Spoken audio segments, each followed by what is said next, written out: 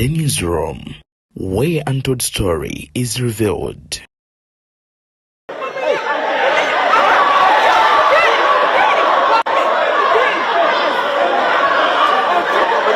Breaking news, amawulire agakagwawo omubaka Honorable Zaake Francis Botebi owa Mityana Municipality agenze maaso n'okubeera nga akubwa bubi nnyo nnyini ddala enkyaleero mu Parliament, era we twogerera ateekeddwa mu ambulance n'addusibwa mu ddwaliro nga biwala ttaka nga takyalina yadde ekigambo kyasobola okubeera nga ayogera. Zaake Francis olutalo olugudde mu Parliament enkya olunaku olwaleero nga luli ku bbago ly'emmwanyi bannayuganda lye bagenda mu maaso n'okubeera nga bagamba nti temukwata ku mmwanyi yaffe.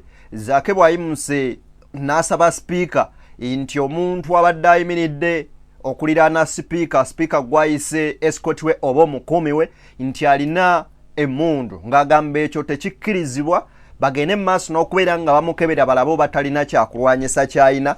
Kakati nno awo we wavudde essajja ne lituula mu kifo kya Zaake w'abadde atudde. Zaake bwagezezaako okumugamba vaawo ntuule n'alemerawo. Zaake n'amusindikako n'amugamba musajja vaawo ntuule, n'amuwa eŋŋoomi awo ez'oluleekereeke, ekikonde ne kikwata mu Parliament, amasannyalaze ne gaggyibwako. Awo nno nkugambye ne gujabagira ababaka 10 aba NUP bagobeddwa okutuusa okumala akabanga akatali kagere, suspension gye bagenze mu maaso n'okubeera nga babawa. Video soko gyempere like etambulire ddala edduuka emisinde. Nze Deni akutuusaako ensonga oli ku Beyond the Newsroom gwe mukoto gwatannaba twegattako mu butongole nkusaba soko subscribing kankwe olabe embeera Honorable Zaake Francis Botebi gyali mu soko olabe video eyo tweyongereyo.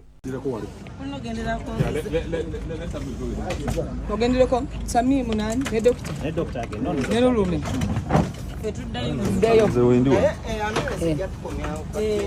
Ate bakomya wetanga ate mulwali mumwagala mulekerani. Doctor lumegenda. Ababaka ba NUP 10 nga sinnabakuba kuwanzikiriza enkuwe katambi kano olabe embeera nga bwebadde byonna nga bitandika na butya we bitandikiriza okubeera nga bikola. Omubaka Uganda yasosa okubeera nga ayimuka n'agamba sipiika nti twekengedde olw'abasajja abangi abeetoolodde ekifo kino, tubadde tusaba tusooke tukikebere kyonna tumanye nti nno kiri free. Sipiika kyaganye okubeera nga akola wano nno n'agamba Parliament egere maaso n'okweyongerayo okubeera nga eteesa. Kakati baganda bange bino bye bibaddewo.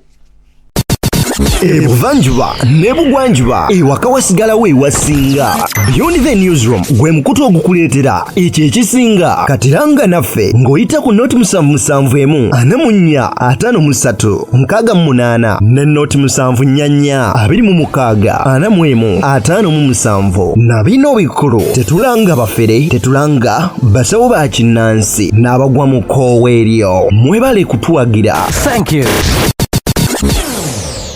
Corner.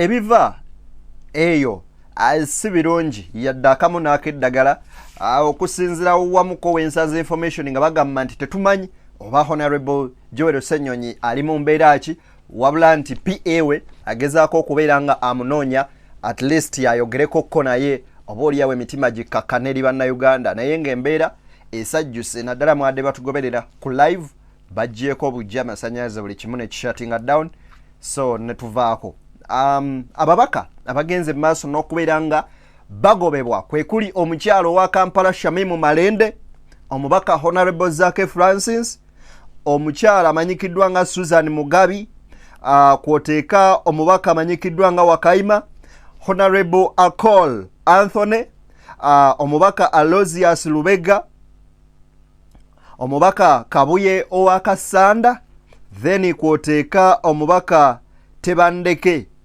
owa Makindye. Abo bo bagobeddwa baba suspendinze with immediate effect era kati okulabibwako ku lujja lwa palamenti gibeera migo myerere. Embeera bweti bweri omubaka Zaake Francis Butebiguno sigwe mulundi ogusoose okubeera nga akubibwa okutuuka ku mbeera eno. Tujjukire we baali mutogikwatako togikwatako ngikwatako 2018 omubaka Zaake Francis Butebi bagenda maaso n'okubeera nga bamukuba ebyamutuusa ne ku kitanda n'agenda n'ebweru w'eggwanga era okutuuka ne kaakano wano wetuli omubaka Zaake Francis obulamu bwe tebukyali bwa bulijjo. Ajjukira nti Francis Zaake y'omu ku abo ababaka ku opposition abateerya ntama abeewayo ne bagamba nti come what may nina ogenda maaso n'okubeera nga njogera ekyo nze kyendaba nga ekituufu. Zaake Francis ono gwe twogerako obutebi yagenda maaso n'okubeera nga alondebwa nga commissioner wa parliament. Kyokka nga ono Speaker Anita Among yavayo n'agamba nti Zaake yamuvoola ng'ayita ku mikutu emikwanira wala. So ekyo kivoola amateeka ga parliament n'ebirala n'amugya mu office y'obwa commissioner babaka n'abakozesa olukwesikwesi ne bamugyamu obwesige. Kino nno bagenda mu kooti no lawyer we amanyikiddwa nga omulodi Elias Lukwago omusango ne bagwangulira kooti neragira zakadizibweyo mu kifo kye. Ekyo nno kye batakkiriza naguno gwakataddizibwangayoko era nga ne kubegabira 1.7 billion nga bacommissioners Zaake teyazifuna newankubadde nga yalina okubeera nga azifuna singa zaali mu mateeka nga bo we babyogera. Ekyo kiraga nti Zaake baali bamukasuse ettale. Okusinziira ku kyegulanyi ne banne bagamba nti Zaake ekyamugisa mu commission eno kwali kola lugambo na kwogera nga deal ezigenda mu maaso n'okubeera nga zikolebwa mu house. Oba olyawo Zaake nti yali afuuse wa lugambo nnyo eri abantu bano. So okusinziira kati ku ebyo nga bwe biri at a brief note munzikirize ate tugende mu maaso n'okubeera nga tubitematemamu. Shamimu Malende lwaki asuspendingddwa okubeera nga ava mu parliament enkya y'olunaku luno olwaleero y'omu ku abo ababaka ababadde bafuddeyo okubeera nga bayimusa omukono ogw'amaanyi ennyo nga bagamba nti ebbago lino erikwata ku mmwanyi n'ekitongole ekimanyikiddwa ng'ekya UCDA tebagende maaso n'okuki-imagine nga bakigatte mu Ministry of Agriculture nga bo bagamba nti ekitongole Ministry ya Agriculture eremereddwa okubeera nga etuukiriza ebintu bingi kubanga tugikwasiza ebirime bingi n'ebittattana tubigikwasiza amajaani tegakyalina katala abasinga bagatema ne bagagjawo ne tugikwasa vanira n'afiira ddala kakati ate n'emmwanyi tugibawe nga n'ebebusoga bakaabira bikajjo. So bababaka abopposition abasinga naddala bava mu Buganda bagamba nti ekyo nedda. Kakati wano omubaka Joel Ssenyonyi leader of opposition wayimiriridde n'agamba nti speaker tubadde tusaba otuleke ebbali oleme kubeera nga okubiriza lukiiko luno oba olutuula luno olw'ensonga gwe walagadde nti olina conflict of interest nti ekintu kino gwe wenyini okirinamu interest okuva lwe wavaayo n'okola statement egamba nti make sure those Bagandas tebakola ki tebafuna numbers. Joro Ssenyonyi bwakigambye speaker n'agamba no nakuba emmeeza. So ekyo nno kyekireetadde n'omubaka Ssemujju Nganda okuyimuka n'agamba twetaaga okukebera ekifo kino tulabe nti temuli bantu bali armed oba abasirikale abalina emmundu, kubanga mu ssemateeka omusirikale takkirizibwa kuyingiza kyakulwanyisa oba mmundu okusukka, wuliriza bulungi, okusukka ku geeti ya palamenti.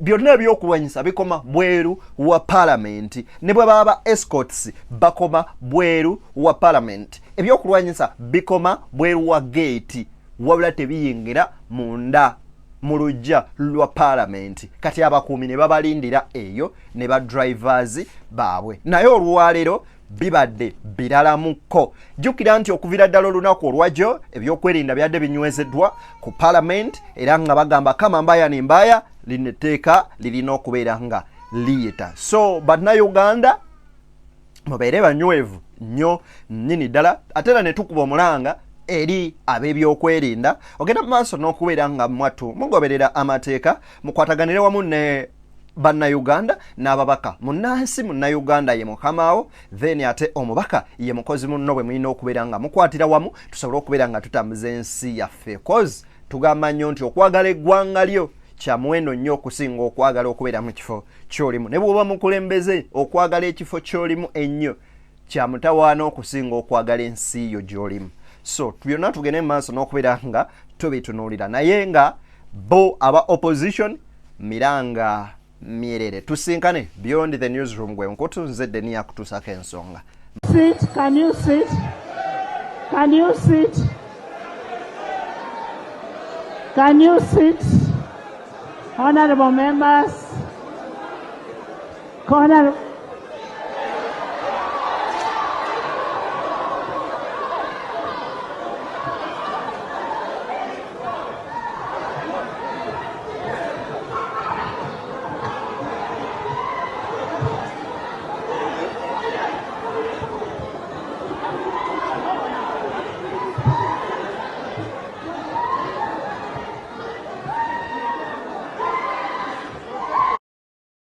mbagaliza bye munjagaliza banywanyi. Katulina information yonna enaavaayo ekwata ku Joel Ssenyonyi n'abalala. Speaker bamugjewo misine nanga musajja mukazi soko ite wano.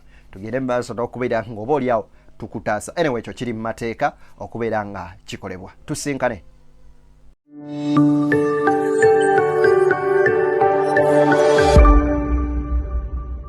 Beyond the newsroom, where untold story is revealed.